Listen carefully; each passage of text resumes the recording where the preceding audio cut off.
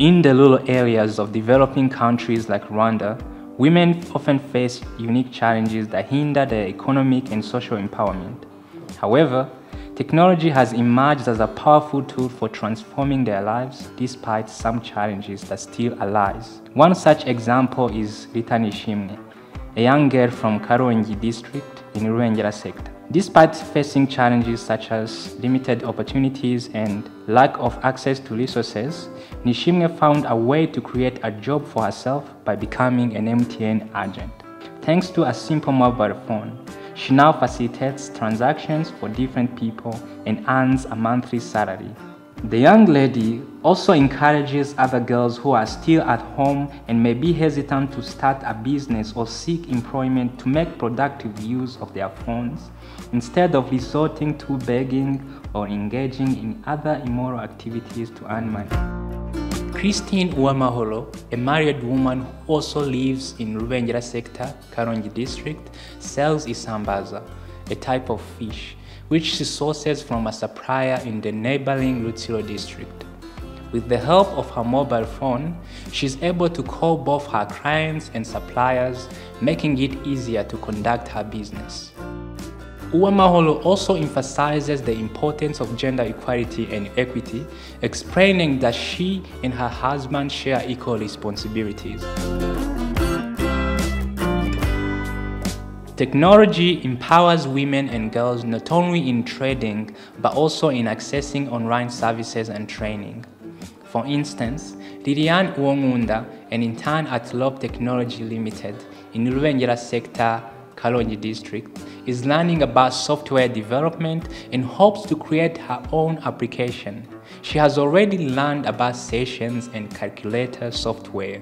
Uwongunda encourages other girls not to be intimidated by ICT and not to believe that it is only for boys. Yvette Mukachizima, a married employee at Lob Technology Limited, utilizes both a computer and mobile phone in her daily work.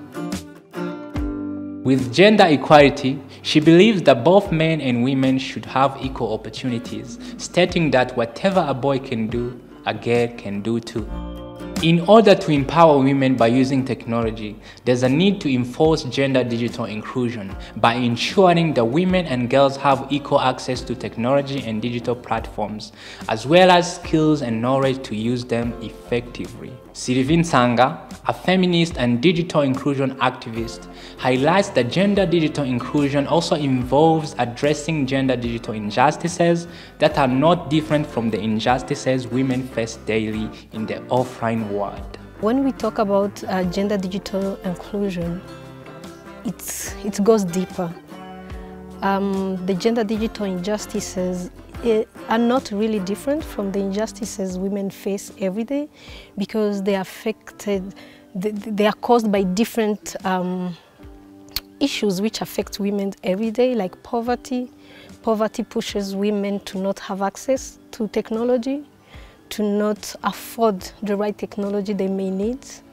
There is the issues of social norms and culture, which really we know outside technology that women don't have access to the finance of the house. They don't control the economy in general. And they will find that even when a family has a device, women are not controlling it, don't have really equal access. Even a young girl with her brother, you may see they don't have the same power and control on a TV, like when it comes to watch something. So you will see women are more and more getting affected just because they are women. But saying really, we are more and more seeing the importance of technology in empowering women. Technology has changed the way we are living, the way we are giving services, the way we are receiving services in different fields, especially in Rwanda, a country which has been on the move for the last 2 decades to promote technology, to build a digital economy. Women are benefiting from technology. But when we talk about women benefiting technology, we have to know what is the woman we are talking about, because women come from different backgrounds, have different need of technology. The women of my age, my style, professional women like me, technology is really helping them in their career, to learn more, to document themselves, to grab opportunities, to know where opportunities are, but also helping us to micromanage, like when I'm outside, I use my mobile phone to call to know how are my kids doing, did they finish to do their homework. When there is an issue at school, I call, I want to know how my daughter is doing. For example, when she's at school and she was sick. When I want to check on a pediatrician, like I call, I use a mobile phone basically for everything I do every day. And I have a privilege to access the type of technology I may need, computers, internet, and the type of mobile phone I want. When we are talking about a rural woman who is not much educated, for sure the type of technology she will need, it will be the technology which are very important for her everyday life. If she's a farmer, she needs to have basic technology which will give her information about maybe the weather, the right fertilizer she has to use. She also wants to connect with friends. She wants to know how her daughter in Kigali or at school also is doing. So basically, we can no longer dissociate women with technology. We have just to see how can we improve the way they're accessing technology. How can we make sure we are narrowing the gap? While we are talking about gender digital inclusion, but also in women themselves, there is a huge gap between the women like me who can access technology and the women who cannot access it, who don't have the right skills to use it. Basically, I can say the Rwandan woman need technology because you can no longer access government service without passing through Irembo, which is a digital platform where we access our children's birth certificate, when you need the land title, when you need any document. So those are good services for citizens, and women need to access them. Women need to feel safe when they're accessing them. So in general, the Rwandan woman can no longer exist without technology, so we have to make sure that we put in her hand the right technology she needs, and we empower her basically to live a digital life, to become a digital citizen. Sanga also says that online violence against women is an extension of offline violence and abuse that women face, and highlights the law that Rwanda has established to fight this issue. In my everyday life as an activist, I face and I feel harassment every day when I'm online. What people need to understand is that we are now living in a digital world. But in reality, it's our world which just changed in a way virtual.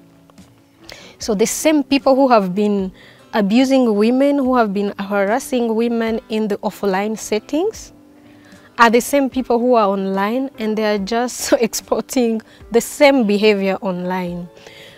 But it's somehow hard to continue harassing women offline, because offline we know we have laws, we have the law enforcement. If I meet someone on the streets who beats me or abuses me, I have immediately where to go. I can call the police. I feel it's my right and it's easy for me to call for help. But when we are online, the victims online and the perpetrator online, perpetrators feel that they are safe online to abuse people. They think they are in another world which is not regulated. That is what they think. But the reality is not that, because even the virtual world has rules and regulation. So women are being abused every day because they are women online. Even when you give an argument as a woman, you will feel that people are not believing you, they are questioning you because you are a woman. But when someone else gives the same argument, you will feel that yes, they can argue with the person in a respectful way and kind of complimenting that argument, not just because you have to argue. So that is something we have seen very much.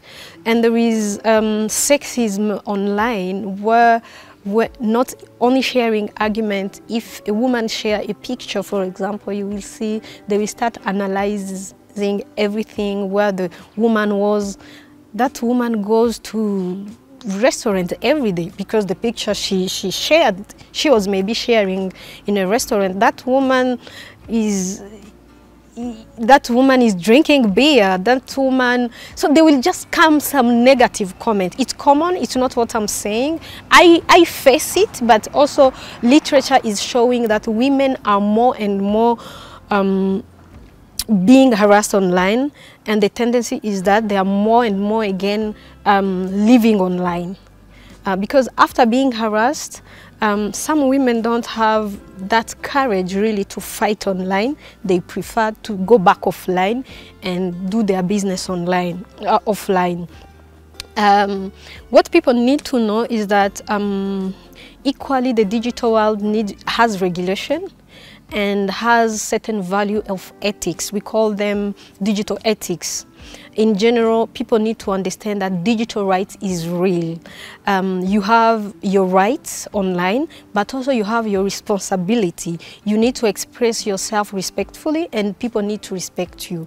People have to understand that. I know in Rwanda we have the cybercrime law, a law which stipulates clearly the right behavior people need to have online or while using digital technology, but also the law gives provision on punishment even for people who commit the cybercrime. Many people are not aware of the law because if they were aware of the law, they cannot continue really harassing people. But for me, I'm really very optimistic because there is no turning point. Rwanda is a digital country and is on the move, and more things are becoming digital. I'm sure people will learn to respect others online. But also there is another positive point on digital technology in reducing gender-based violence. For example, mobile applications and digital platforms are being used helping people to report violence they are facing. And in that case, you see digital technology really can promote women, but also can prevent and reduce GBV. When many people report the offenses or the crimes they are facing, many people will be made accountable, and we will have a society which will know that digital technologies need to be safe, but also are helping women. So I believe and I encourage women to report. I know even the Rwanda Investigation Bureau has some hotline where you can use and call. They have even a system which people report in, and the system which manages in general GBV cases. So I will just encourage people, if you feel you are not safe or you are not ready, because there are two things. There is you being harassed, but there is also your readiness to go to face the investigator to tell him what happened to you. So digital technologies are even providing safe and anonymous way of reporting crime, and anytime you feel you are ready, you go, you report the person, but at least you have reported the case. The day you feel you want, now you can go and talk about your case physically. But if you don't want to go physically, we need to have provision where people can report anonymously, because at the end of the day, sometimes you face a crime, you feel you are not ready to report, but you can report so that other people are safe. In conclusion, Nsanga calls for inclusive technologies and emphasizes the need for the government, development partners, CSOs, and the private sector to work together to achieve gender digital inclusion and women empowerment. For the last 2 decades, Rwanda have been investing in digital technology, where in 2000 they started with a pro-poor policy, a policy, the ICT policy, which was really centering on people. And today the country is at more than 95% of coverage. Infrastructure-wise, the country is really investing a lot in making sure that the citizens are more and more accessing internet, but I think private people, civil society organizations really need to also invest more so that that partnership is created. In general, I would say really Rwanda is on the move to bridge the gender digital divide. If you see different commitments, like in 2015 when President Kagame became a he-for-she champion, among his commitments there was to bridge the gender digital divide and to promote women in STEM, because when you promote women in STEM, when women are among the producer of technology, technology will be more balanced, will have a balanced narrative, because men and women were part of the creation of different technology platforms. And the challenge we talked about of narrative, of content, will more and more finish, because men and women will be part of the design of the technology. And I'm sure with the Ministry of Education, they are doing a lot to make sure that girls access education, choose science, but also they complete, because majority sometimes you send them to school, but if you don't follow up, you don't put the right environment, girls will have a tendency of dropping out or not selecting science courses.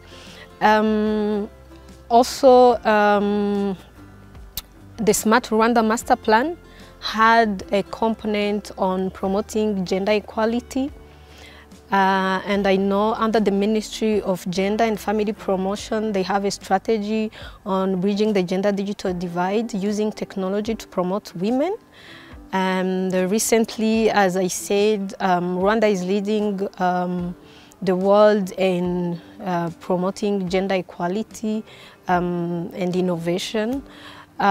Those initiatives put together, they set already a good start. If different partners work together with government, I'm sure they can make sure that women have more and more access to technology and the meaningful usage of technology, especially by investing in their safety, making sure that women understand their digital footprint. When I go to Irembo and I leave my credential there, what does it mean? When I use I go to an agent, when I go to a bank and I share my password. So there are few initiatives which really need to accelerate digital inclusion, especially gender digital inclusion. And already there is a policy, there is framework. It's just a matter of people working together, understanding that there is a need of a holistic approach to gender digital inclusion, using a human rights-based approach. I'm sure things will really move fast. I'm very optimistic that things, when people work together, they move quickly. Personally, I'm passionate about digital inclusion, and my activism will continue to center around making people aware of the importance of technology and their responsibility, because we are more and more young people overusing technology by not respecting other people's rights. So I'm just informing everyone, you have to be careful when you are sharing a content. Make sure that you respect people's rights, but also you are claiming your rights as a citizen.